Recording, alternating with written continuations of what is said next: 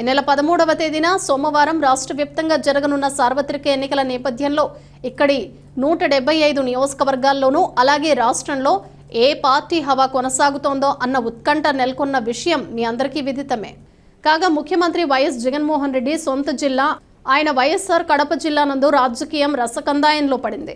ఒకవైపు YCP sitting MP Avinash Reddy పోటీ చేస్తుండగా మరోవైపు టీడీపీ నుంచి జమ్మలమడుగుకు చెందిన యువనేత చిదిపిరాళ్ల భూపేష్ రెడ్డి, మరోపక్క దివంగత నేత మాజీ ముఖ్యమంత్రి వైఎస్ రాజశేఖర రెడ్డి కుమార్తె ప్రస్తుత ముఖ్యమంత్రి వైఎస్ జగన్మోహన్ రెడ్డి సోదరి వైఎస్ షర్మిల పోటీ చేస్తున్న నేపథ్యంలో ఇక్కడి జిల్లా రాజకీయాలు రాష్ట్ర ఓటర్లకు ఆసక్తిని రేపుతున్నాయి. ప్రత్యేకించి ప్రొద్దుటూరు నియోజకవర్గం నుండి వైసీపీ ఎమ్మెల్యేగా గెలుపొందిన రాచమల్లు శివప్రసాద్ రెడ్డి గడిచిన 5 సంవత్సరాల్లో ఆయన పార్టీ ప్రభుత్వ హయాంలో చేసిన అరాచకాలు, దౌర్జన్యాలు, అన్యాయాలు, హత్యలను ప్రస్తావిస్తూ ప్రజలకు వివరిస్తూ ఎన్డీఏ కూటమి బలపరిచిన టీడీపీ అభ్యర్థి నంద్యాల వరదరాజుల రెడ్డి ముందుకు వెళుతూ ఉండగా అనూహ్య పరిణామాలు చోటు చేసుకున్నాయి.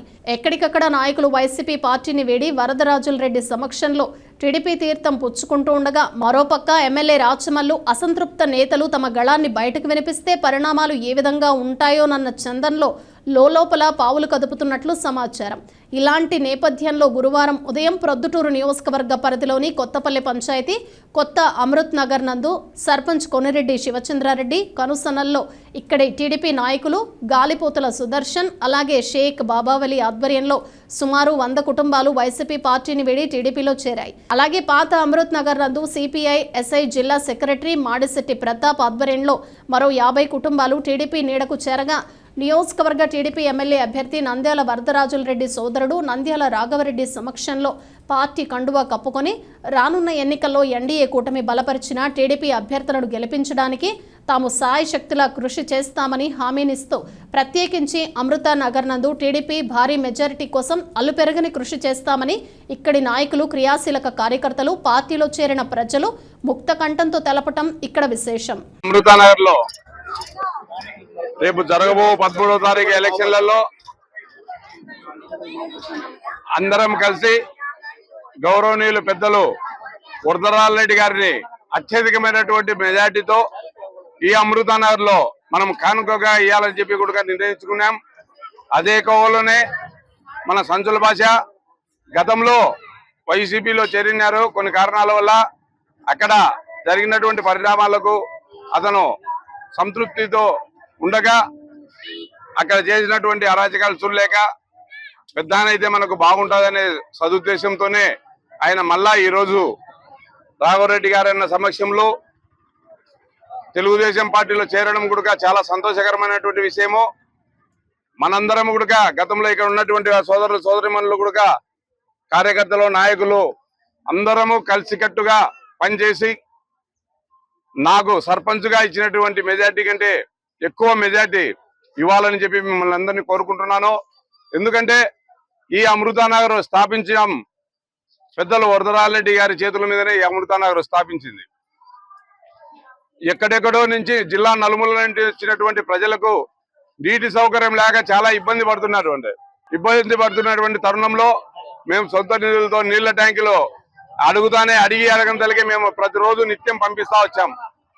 అదే కాదు, మేము చూసినారు, మీరు సర్పంచ్ అయినామంటే ఇక్కడ డెవలప్మెంట్ ఎట్లా చేస్తున్నాం అనేది కూడా చాలా కష్టపడి పని ఏది అడిగినా కూడా మీరు మా ఇంటికాడికి అర్ధరాత్రి వచ్చినా కూడా మీకు ఎలాంటి సమస్య పెట్టుకోకుండా నా చేతనంత వరకు సహాయ సహకారాలు చేస్తూనే వస్తున్నాం. ఈ అమృతాన్ని డెవలప్మెంట్ చేసింది కానీ ఏదైనా పనులు జరగాలన్నా కూడా మీరు నన్ను సర్పంచ్ గెలిపించినప్పటి నుండి అంత ముందు కూడా ఈ అమృతనగర్ కానీ దేవాలయాలు కానీ అన్ని నా చేతనంత సహాయ సహకారాలు చేస్తూనే వస్తున్నాను. సర్పంచ్ అయినా కూడా ఏం మంచినీళ్ళు లేవన్నా ఏది ఉన్నా కానీ నేను చేస్తానే వస్తాను. కాకపోతే నేను సర్పంచ్ అయిన 6 నెలల ముంటి ఎమ్మెల్యే గారు నన్ను ఇబ్బందులు పెట్టడం జరిగింది. లేకుంటే ఈ మడూరు రోడ్లో కూడా అడ్డ రోడ్లు 3 అడ్డ రోడ్లు కూడా అయిపోయిండు. దానికి కూడా చాలా అడ్డపడడం జరిగింది. ఇప్పుడు ఈ మడూరు రోడ్లో చేయాల్సిన పనులు ఏమంటే మంచినీళ్లు సస్యశ్యామలంగా ఉన్నాయి, కాలువలు చేయాలా, డ్రైనేజ్ చేయాలా, తర్వాత అడ్డ రోడ్లు చేయాలా.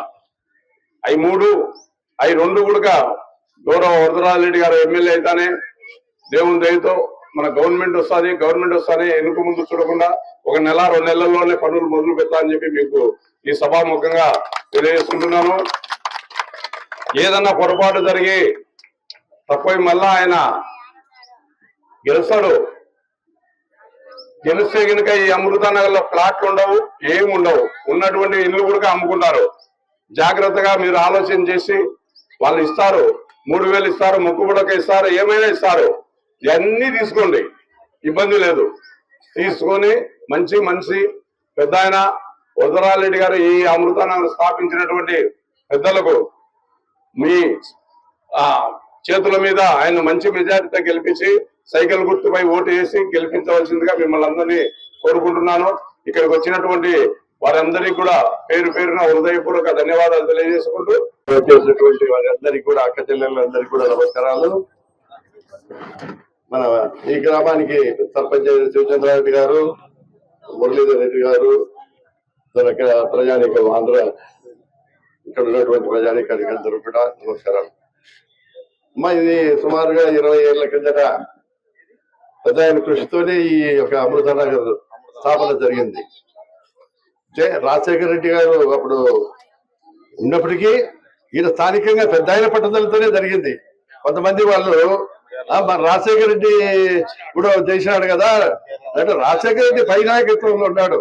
కింది నాయకుడు పట్టుదల పెట్టి మా గ్రామానికి సౌకర్యాలు మా ప్రజలకు అందజేయాలని అనే పట్టుదల పడితేనే వస్తాయి. కానీ నాయకుడు ఇంట్లో కూర్చుంటే కదా ఇప్పుడు మరి వస్తాయి ఇవన్నీ. అమృతానగర్ 200 ఎకరాలలో ఇప్పుడు అక్కడ రోడ్డు ఉంది. ఇప్పుడు మన ఈ మడ్డు రోడ్డుకు పోయే దావలో ఇప్పటికి 20 ఏళ్ల కింద సమస్య వచ్చి రోడ్డు డైవర్షన్ అట్లా తిరిగి వస్తారు. మరి 5 ఏళ్ల నుంచి నాయకుడు మరి ఆ రోడ్డు వేయకుండా ఏం చేస్తున్నాడు, దాని పంచాయతీ దానికి ఏదో ఆయన కోర్టు సంపాదించుకుంటున్నాడు. కానీ ఆ భూమిగల్లో ఏదో పరిష్కారం చూపించి చక్కగా రోడ్డు వేయచ్చు కదా. మరి ఇంత నగరం మనం సృష్టించినాం. ఆ రోడ్డు ఒకటి ఏదో ఆ రోడ్డు అడ్డం తిరిగింది. రోడ్డు వేసిన రోడ్డును వాళ్ళు దున్ని వాళ్ళు గ్రామాలకి వాళ్ళంతా తీసేసినారు. అప్పుడు రోడ్డు నేను మండల ప్రెసిడెంట్ వెళ్ళినప్పుడు రోడ్డు వేసినాడు. అదే రైతు బంద్ చేసినాడు. రైతు బంద్ చేసి మనం వేసిన గ్రామాలను అన్ని కూడా దున్ని పక్కన తీసేసినాడు.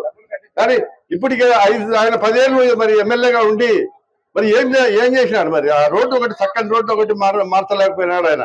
మరి అట్లే మరి ఇప్పుడు మనం 2 సెంట్లలో ఇల్లు కట్టించి ఇచ్చినాం. ఇప్పుడు ఈ గవర్నమెంట్ వచ్చిన తర్వాత 1 సెంటులో ఒక ఇల్లు కట్టించి ఒక రూమ్ కట్టించి మీకు బిగించే వాళ్ళు ఇస్తాను, బిగించే వాళ్ళతో ఇవ్వకపోతే ఇల్లు కట్టించి మీ బిగించే మీ చేతిలో పెట్టకపోతే చూడు నా కొడక అని చెప్పి నేను ఓట్లు అడగాను కూడా రానని చెప్పుతూ కొట్టమని కూడా అన్నాడు. మరి ఈ రోజు మరి ఒక ఇళ్ళల్లో మరి ఈ 10 ఏళ్లలో ఈ 5 ఏళ్లలో అధికారులు ఉన్నారు. మరి ఒక ఇళ్ళన్న కట్టినారా? మరి ఒక్క చోట గృహప్రవేశం చేయించినాడా ఆయన? బయట మన ప్రజానికానికి ఏమీ సేవలు లేదు. తన ఆదాయం మాత్రము బ్రహ్మాండంగా ఎక్కడ గవర్నమెంట్ భూములు ఎక్కడ బీడు ఉంటే పేదలకు ఇచ్చిన డికెటి పట్టాలు కూడా అమ్ముకొని వాళ్ళు ఖాళీగా ఏదైనా కొంచెం ఆర్థిక స్తోమత లేక ఇల్లు వేసుకోలేకపోతే దౌర్జన్య పరులు వచ్చేసి ఇక్కడ ఇల్లు కట్టేది అమ్మి పారేసేది. వాళ్ళకి సొంత భూములు ఉండేట్టు వాళ్ళు అమ్ముకుంటున్నారు. ఆయన ఎమ్మెల్యే గారి అనుచరులు రాక్షసంగా వ్యవహరిస్తున్నారు.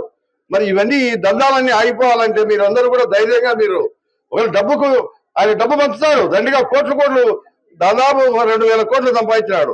ఈ రోజు ఆయనతో మేము పోటీ పడాలంటే పడలేం.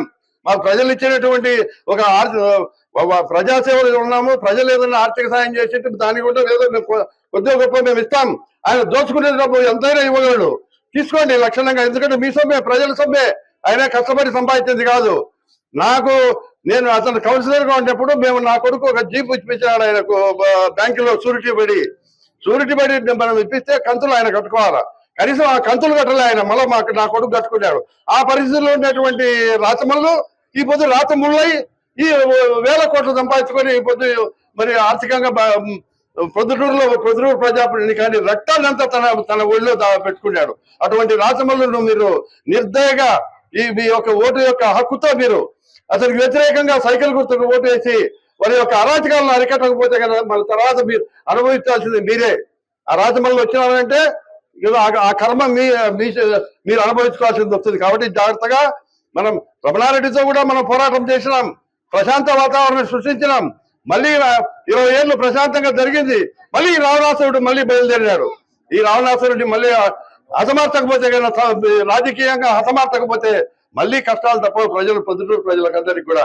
కాబట్టి మీరు అందరూ దయచేసి బాగా ఆలోచన చేయండి. వాళ్ళు ఏదో వాళ్ళు మాకు 4,000 ఇస్తున్నారు కదా, 5,000 ఇస్తున్నారు, కంపలు ఇస్తున్నారు అనేటువంటి ఆలోచనలు పెట్టుకోవద్దు. తినండి, వాళ్ళ సొమ్ము తినండి.